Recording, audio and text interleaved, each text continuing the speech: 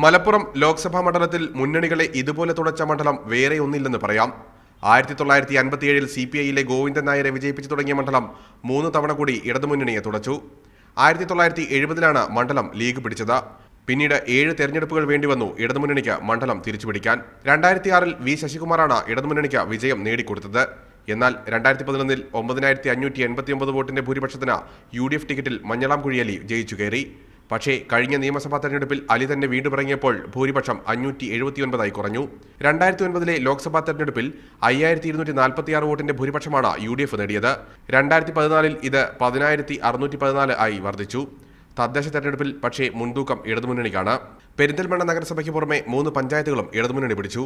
UDF 3 പഞ്ചായത്തിൽ ഒതുങ്ങി. ഓരോ തെരഞ്ഞെടുപ്പിലും വോട്ട് വർദ്ധിപ്പിക്കാൻ BJPക്ക് സാധിച്ചിട്ടുണ്ട്.